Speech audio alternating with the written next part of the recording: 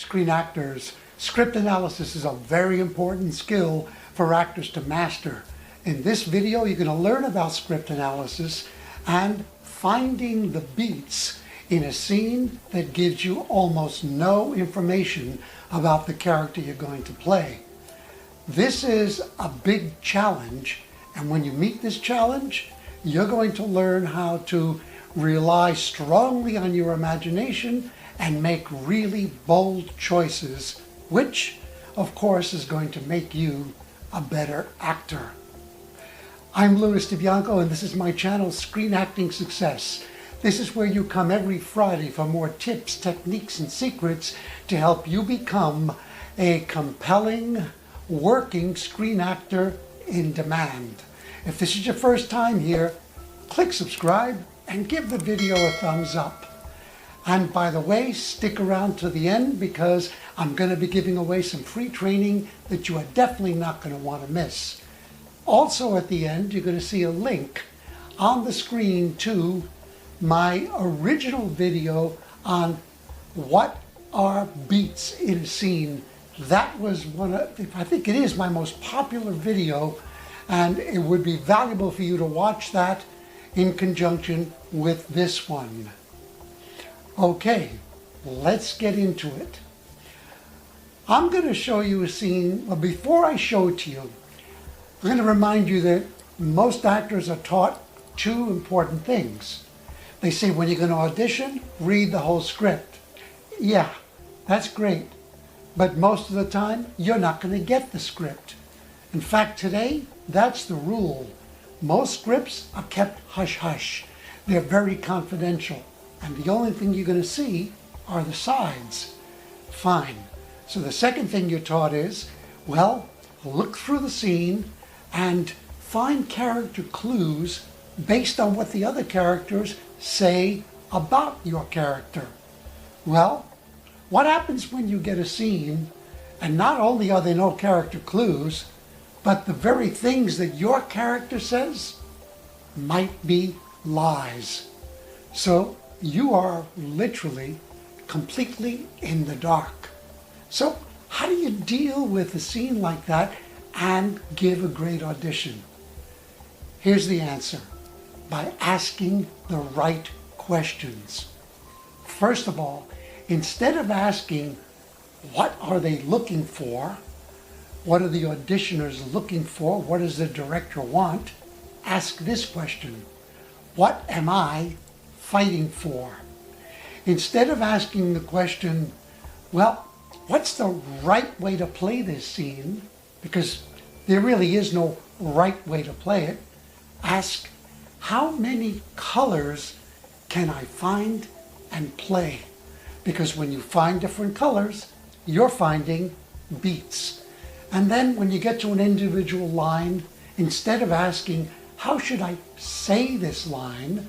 Ask yourself, what does this moment make me feel? And how can I express that feeling with an action or a reaction? When you do that, these questions are going to lead you to making very bold choices. And when you commit to those choices 100%, your acting jumps up to a higher, more professional level. You'll give more interesting auditions, and you will definitely start to book more roles. So I'm going to give you now a scene from an actual audition that I did recently. I'm not going to mention the movie. It's a very big one, but it's going to remain confidential.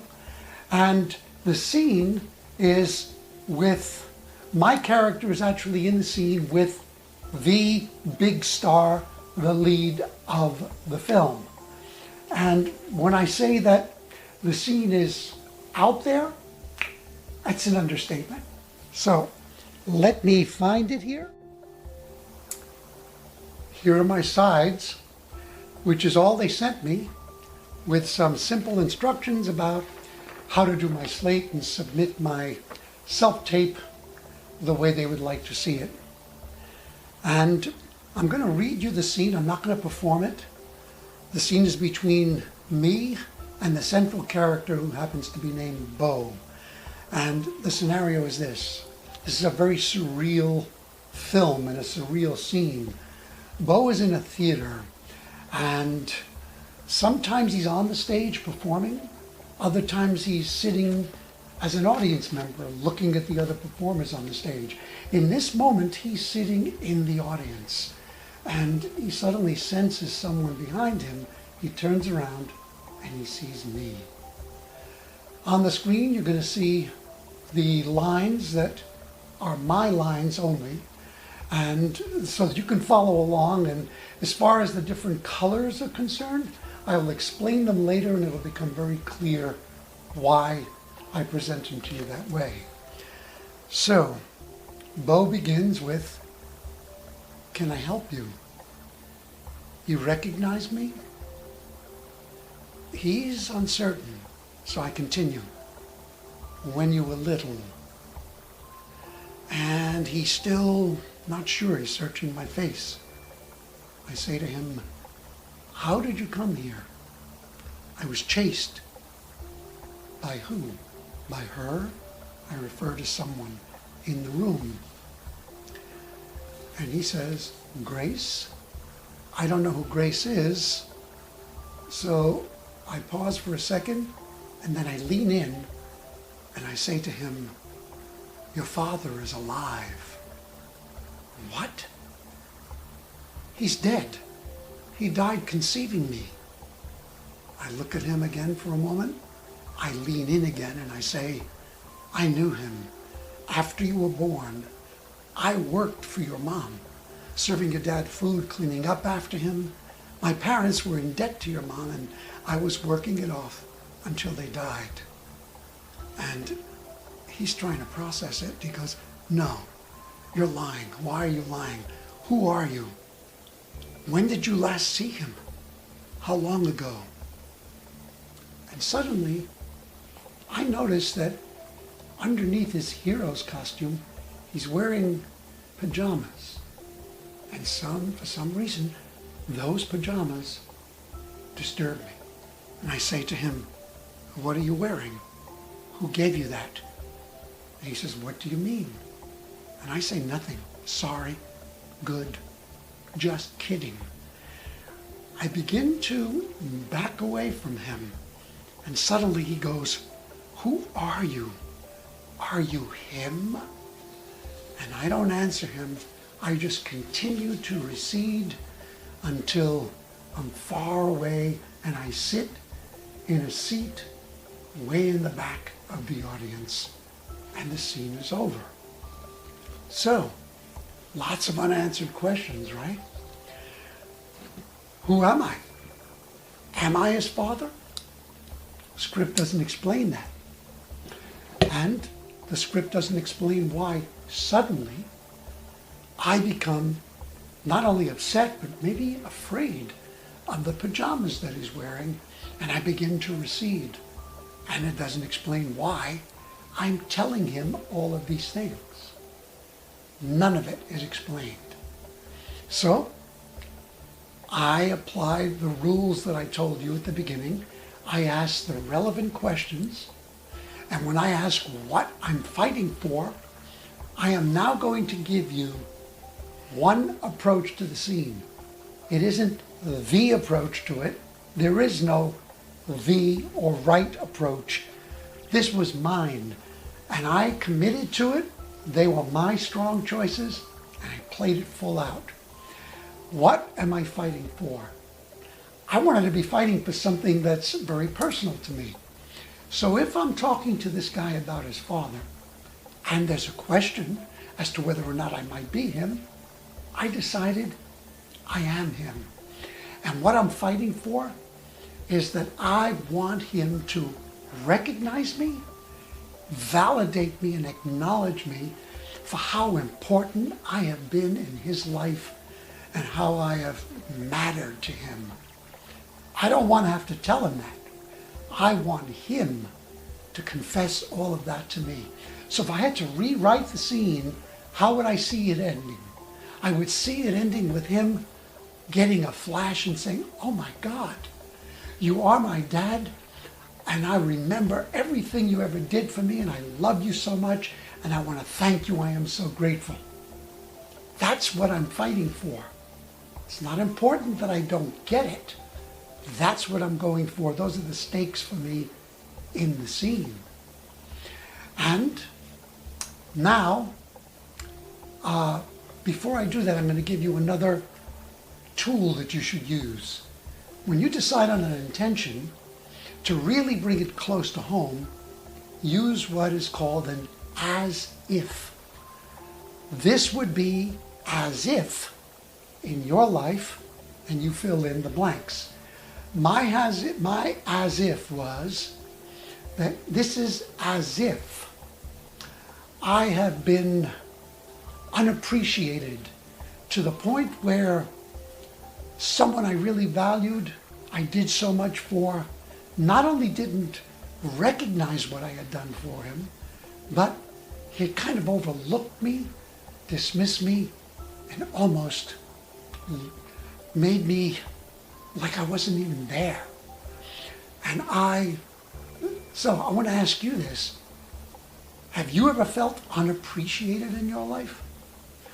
If so, that's an as if that you could use to hook you into this scene so that the emotions of the scene would be real for you. Now, on the screen you're seeing the same lines, but now you notice arrows and words next to the arrows. Those arrows are pointing to the different beats, the different colors that I found in the scene. And you'll notice that I took all of my lines and I made a choice that there were 7 beats. Is that the rule? No. You might read the scene, and for you there might be 6, there might be 8, there might be 10. So what is a beat? If we define a beat as a transition in thought, in feeling, in a given circumstance, even in a setting, something new is introduced by the script, the writer, or by something, an action that one of the, let's say the other character does toward you, something new that demands an adjustment, demands a new reaction from you. Those transitions are all beats. And of course, if the character is introducing something, that also has been given to him by the writer, but you get my point. Now, let me go over this and reiterate the different beats that I found. In the very first line, you recognize me, I decided that I'm going to hook him. And then, when you were little, I'm playfully prodding him. You notice that they're all verbs, they're all actions that I can play, and that each one is slightly different, which will lead to a different way of saying my line, which means a different color. And the more color you bring to a scene, the more colors, the more variety there is, the more compelling the scene becomes.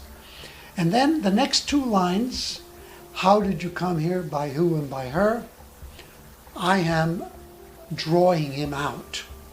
And then when I finally lean in and say, your father is alive, my action, I decided, was to stun him. It works. He's really, what? And then I'm going to take that further, and that whole section in yellow, all of those words, by the way, for me that constitutes 1 line, because it's an uninterrupted series of things that I'm saying. That's 1 line before he speaks again. My action there is to shake him up. I stunned him, and now I'm going to shake him up. Suddenly, you want to talk about something new being introduced. I happen to notice the pajamas. My whole mood changes. Now I'm getting nervous and afraid. And so there, my action became to extract the truth from him. I want him to explain what the pajamas are about. Where did he get them? Why is he wearing them, etc. And then, after he asks me, "Are you him?" I don't answer him. He hasn't explained the pajamas. And my action, I said, is I am going to retreat to safety. And those were 7 different colors, 7 different beats. I executed them in my audition. I played it back. I was happy with my choices. My agent loved it, and we submitted it. Will I get the role? That's still a question mark. But what's important is that I am confident of my choices and proud of them.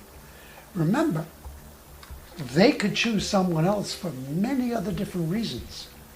A different look, a different age, even a different gender to play that character. But I know that I gave this my best shot and that I came across as a professional. That, in a nutshell, is how I found my beats and how I suggest you work always, and certainly when you are left out in the wilderness. They don't give you any information, and you've got to rely on your confidence, your skill, your imagination, and your ability to make strong choices and commit to them. You do that, and your career is going to soar, and you're definitely going to be way above a large group of actors who always bring in the safe choices. If you've gotten value from this, please leave a comment below so that other people can be inspired, and it will also help YouTube to share the video with more people. And I promised you some free training. On the screen you see a copy of the ebook cover, the book that I wrote, which is a complete guide, 21 pages on how to do professional self-tapes. Everything from acting tips to the right gear to choose to how to achieve the best lighting and the best sound being extremely important. I give you a list of the gear that I use, and I even give you a diagram of my studio setup, which you can choose to copy if you want to. Go below, find the link, and then click it, download the book, use it, apply it, and watch your self-tapes.